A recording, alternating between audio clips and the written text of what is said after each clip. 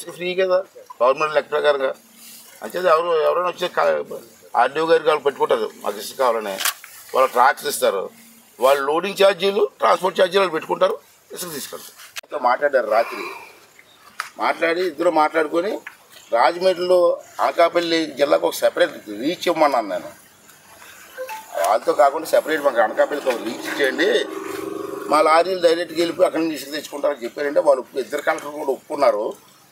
Please kindly మీరు కూడా చాలా మాట చెప్తే అయిపోతుంది.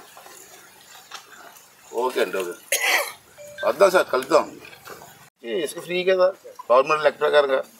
అంచేది ఎవరైనా వచ్చే ఆర్డీఓ గారికి వాళ్ళు పెట్టుకుంటారు, మాకు ఇసుక కావాలని.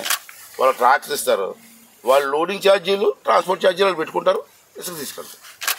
మాజీ ఎమ్మెల్యే వాళ్ళ తాలూకులు కొంతమంది సమాచారం సరే ఇంకా వదిలేండి వాళ్ళ గురించి. మనకి మన లక్ష్యం ఏంటంటే ఇవన్నీ మనం తవ్వుకోకూడదు. ఇంకా ఇసుక ఎవరు తీసుకొచ్చారు, ఎవరు వేసారు ఇక్కడ, ఆ దొంగ ఎవరు, అతని మీద యాక్షన్ కావాలి. నెక్స్ట్ సార్ స్టేట్ మొత్తంలో మనకే కొద్దిగా రేట్ ఎక్కువ ఉంది సార్. అంటే రేట్ ఎక్కువ అంటే మనకి రాజమండ్రి ఇచ్చారమ్మా, మనకి ప్రత్యామ్నాయం ఏం లేదు సార్. ప్రత్యామ్నాయం అంటే మన అందరు రివర్లు లేవు కదా. ఇక్కడ శ్రీకాకుళంలో రివర్ ఉంది, అక్కడి నుంచి ఆలోచించారు. ఇక్కడ మాకు అంత ఇసుకొచ్చే రివర్ లేక రాజమండ్రి ఇచ్చారు. రాజమండ్రి కూడా ఇసుక రేట్ మీరు తప్పు రాస్తున్నాను, మీ పేపర్లో వాళ్ళు కూడా కొంతమంది ఎలా రాస్తున్నారంటే ఇసుక ఎక్కువ రేటుకి అమ్ముతున్నారు.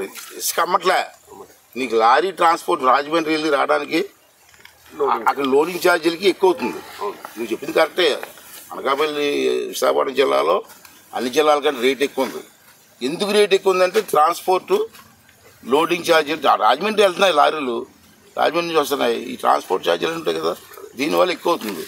అంటే నేనేమన్నానంటే లోకల్గా ఉన్న రివర్స్ ఏమైనా ఉంటే ఇక్కడ కొంచెం గ్యాదర్ చేసి దాంతోపాటు ఎక్కువ క్వాంటిటీ కావాల్సిన వాళ్ళు అందరినీ రాజమండ్రి వెళ్ళమంటున్నాను. ఎన్ని లారీలు ఉంటుంది అది ఎంత చెప్పండి గారు. ముందు ఉన్నాడు పెద్ద పెద్ద ట్రక్కులు టౌన్లోకి వచ్చి నేను చూసాను కూడా, అడిగాను కూడా ఏంటి లారీలు ఎక్కడి నుంచి వస్తున్నాయని. మనకు అన్ని లారీలు పబ్లిక్గా రోడ్డు నుంచి వస్తూ ఉంటే కనీసం పోలీసులు ఎవరైనా బాబు ఎక్కడి నుంచి వస్తున్నారా, ఏంటంటే నీకు పర్మిట్ ఉందా లేదా అని ఒక్కరోజున అడిగారండి పోలీసులు. గవర్నమెంట్ కదా, ప్రైవేట్ సార్, ఎంఎండి